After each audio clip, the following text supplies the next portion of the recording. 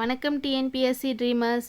இன்றைக்கி நாம் பொது தமிழ் ப்ரீவியஸ் இயர் கொஷின் பேப்பர்லேருந்து 10 கேள்வி பதில் விளக்கமாக பார்க்க போகிறோம். 10 நிமிஷத்தில் பக்காவாக பார்க்க போகிறோம். வாங்க பார்க்கலாம். எந்த இயர் கொஷின் பேப்பர் இப்போ பார்க்க போகிறோன்னு பார்த்தீங்கன்னா 2022 குரூப் 4 பொது தமிழ் கொஷின் பேப்பர் தான் பார்க்க போகிறோம். அதில் முதல் 10 கேள்வி இன்றைக்கி நம்ம பார்க்க போகிறோம். விழலுக்கு இறைத்த நீர் போல இவ்வோமை விளக்கும் பொருள் யாது அப்படின்னு கேட்டிருக்காங்க.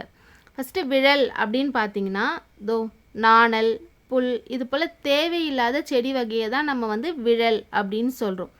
இப்போ நம்ம ஒரு நெல்லுக்கு தண்ணி பாசுறோன்னா அதோடைய பயன் அதோடைய அறுவடையின் போது நமக்கு கிடைக்குது.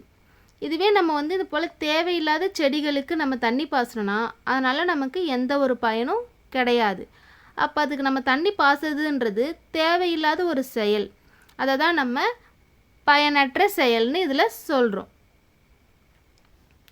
உவமையால் விளக்கப்பெறும் பொருத்தமான பொருளை தேர்ந்தெழுதுக. மடை திறந்த வெள்ளம் போல, இதுக்கான பொருள் கேட்குறாங்க.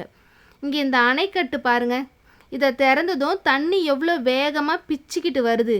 எவ்வளோ தடை இருந்தாலும் அதை தட்டி எரிஞ்சிட்டு போய்கிட்டே இருக்கு இல்லையா? அதை தான் பார்த்திங்கன்னா தடையின்றி மிகுதியாய். இப்போது எக்ஸாமுக்கு படிக்கிற நம்மளை நிறையா பேர் தடை பண்ணுவாங்க. அவங்க சொல்லிட்டாங்க அப்படின்ட்டு நம்ம உட்காந்துட்டாலோ நம்மளுடைய முயற்சியை விட்டுட்டாலோ சரி விடு, நமக்கு எழுதுனது அவ்வளோதான், நம்ம வேலையை போய் பார்க்கலாம் அப்படின்னு இருந்துட்டாலோ அது தப்பு.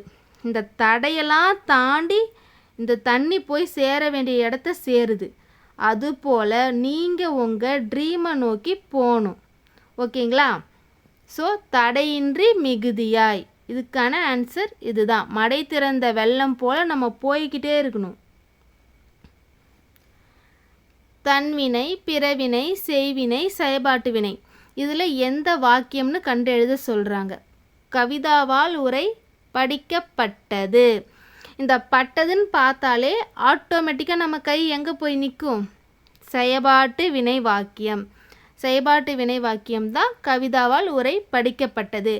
கல்லணை கரிகாலனால் கட்டப்பட்டது. ஓகேவா? இது மாதிரி பட்டது, செய்யப்பட்டது அதுபோல் வந்துச்சுனாலே நமக்கான ஆன்சர் என்ன? செயற்பாட்டு வாக்கியம். இதுவே கவிதா உரையை படித்தாள் அப்படின்னு வந்துச்சுன்னா அது நமக்கு செய்வினையாக வந்துடும். படிப்பித்தாள் அப்படின்னு சொன்னால் அது பிறவினையாக வந்துடும். ஓகேங்களா? கவிதாவால் உரை படிக்கப்பட்டது செயற்பாட்டு வாக்கியம். இது என்ன துறைமுகம் தெரியுதுங்களா? நம்மளுடைய பாண்டியர்களின் துறைமுகம். பாண்டியர்களுடைய கப்பற்படை தளம்னு கேட்கலாம், துறைமுகம்னு கேட்கலாம், எப்படி வேணால் இந்த கேள்வி கேட்கலாம். அதுதான் நம்மளுடைய கொற்கை. நம்மளுடைய தமிழ் ஹிஸ்ட்ரி எல்லாத்துலேயுமே நம்ம கொற்கையை பற்றி நிறையா படிக்கலாம். இப்போ இந்த கொற்கை பார்த்திங்கன்னா கொற்கை துறைமுகம் தூத்துக்குடி மாவட்டத்தில் இருக்குது. தூத்துக்குடி மாவட்டத்தில் தான் கொற்கை இருக்குது. நம்மளுடைய தாமிரபரணி ஆறு இருக்கு இல்லையா, அதோடைய கரையில் தான் கொற்கை துறைமுகம் இருக்குது. தாமிரபரணி நம்ம தமிழ்நாட்டிலே வற்றாத ஆறு எதுன்னு பார்த்திங்கன்னா தாமிரபரணி தான் தமிழ்நாட்டிலே வற்றாத ஆறு. பார்த்திங்களா? ஒரு கேள்விக்குள்ள 3 பதில் இருக்குது. என்னென்னா நம்மளுடைய பாண்டியர்களுடைய துறைமுகம் எதுன்னு கேட்டால் கொற்கை சொல்லுவீங்க. அது எந்த மாவட்டத்தில் இருக்குதுன்னு கேட்டால் தூத்துக்குடி மாவட்டத்தில்னு சொல்கிறீங்க. எந்த ஆற்றின் கரையில் இருக்குது அப்படின்னு கேட்டாக்கா தாமிரபரணி ஆற்றின் கரையில் இருக்குதுன்னு சொல்கிறீங்க. தாமிரபரணியை பற்றி கேட்கலாம். தமிழ்நாட்டின் வற்றாத நதி, வற்றாத ஆறுன்னு கேட்டால் நம்மளுடைய தாமிரபரணி. தன்மணல் இலக்கண குறிப்பு தருக. இதை நம்ம பிரித்தாக்கா தன்மை ப்ளஸ் மணல் அப்படின்னு வரும். நமக்கு காமனாக ஈஸியாக தெரியக்கூடிய இலக்கண குறிப்பே அதுதான். நம்ம ஸ்கூல் படிக்கும்போது மை விகுதி ஏற்று வந்தாலே ஸ்ட்ரெயிட்டாக நம்ம பண்பு தொகைக்கு போய் நின்றுவோம். அப்போ தன்மை ப்ளஸ் மணல், தன்மணல் இலக்கண குறிப்பு என்னன்னு பார்த்தீங்கன்னா பண்பு தொகை அப்படின்ட்டு. பண்பு பெயர்னு வரும். டக்குன்னு நம்ம கன்ஃபியூஸ் ஆகி ஏவை போயிட்டு டக் டக் டக்குன்னு அடிச்சிடக்கூடாது, அது தப்பு. ஒரு செகண்ட் கேள்வியும் அதுக்கான ஆப்ஷனும் நல்லா பாருங்கள். அதில் பண்பு தொகை, ஏன்னா மை விகுதி இங்கே மறைஞ்சு வந்திருக்கு இல்லையா? ஸோ அது வெளிப்படையாக வரல, மறைஞ்சு தான் வந்திருக்கு. அப்போ அது பண்பு தொகைன்னு தான் வரும். இடுகுறி பொதுப்பெயர் இது வந்து நமக்கு வந்து ஒரு மேட்ச் த ஃபாலோயிங் கொடுத்துருக்காங்க. இடுகுறி பொதுப்பெயர், இடுகுறி சிறப்பு பெயர், காரண பொதுப்பெயர், காரண சிறப்பு பெயர்.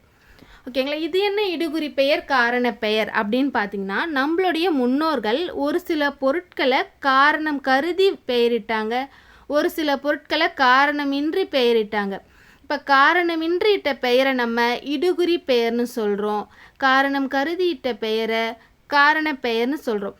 அதில் பொதுப்பெயர் சிறப்பு பெயர் என்ன வித்தியாசம்னா, இப்போ வந்து நம்ம ஒரு பொதுவாக இருக்கிற இடுகுறி பெயரே இப்போ வந்து பார்த்திங்கன்னா இங்கே இதிலே நான் உங்களுக்கு சொல்லி கொடுக்குறேன் பாருங்கள். இங்கே காடுன்னு இருக்கா, காடுன்றதுக்கு எந்த ஒரு காரணமும் கருதி வச்ச பேர் கிடையாது அது. அப்போ அது இடுகுறி பொதுப்பெயரில் நமக்கு வருது. ஒரு பொதுவாக இருக்கிற எல்லா மரங்களையும் சேர்த்து நம்ம காடுன்னு சொல்கிறோம். அதில் பர்டிகுலராக ஒரு மரம் எடுத்துக்கிட்டா பனை மரம். ஸோ அது இடுகுறி சிறப்பு பெயர். பொதுவாக இருக்கிறதுல தனியாக ஒன்று சிறப்பித்து சொல்கிறாங்க, அதனால தான் அது இடுகுறி சிறப்பு பெயர். காரணம் கருதிட்ட பெயர்னா, இப்போ நம்ம நாற்காலி சொல்கிறோம், நாற்காலிக்கு 4 கால் இருக்கிறதுனால அதை நாற்காலி அப்படின்னு சொல்கிறோம். அதே மாதிரி தான் அதை வந்து நம்ம காரண பெயர்னு சொல்கிறோம். இப்போ இங்கே பாருங்கள், பறவை, அது பறக்கிறதுனால தான் அதை பறவைன்னு சொல்கிறாங்க. அது பறவைன்றது ஒரு பொதுவான பெயர், காரணமும் இருக்குது அதில், அதுக்கான பொதுவாகவும் இருக்குது. அப்போ அது காரண பொது பெயர் அப்படின்னு சொல்கிறோம்.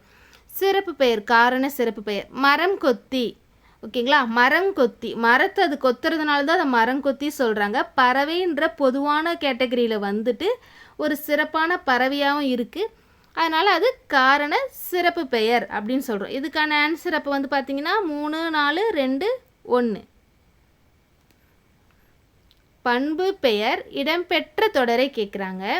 பாரதம் எங்கள் தேசம், தமிழ் இலக்கிய வளமுடையது, உயிர்களிடத்தில் அன்பு காட்டு, நீர்நிலைகளை பாதுகாக்க வேண்டும். இங்கே பாருங்கள், இதில் பாதுகாக்க வேண்டும்னு ஒரு செயலை சொல்கிறாங்க, இது வராது.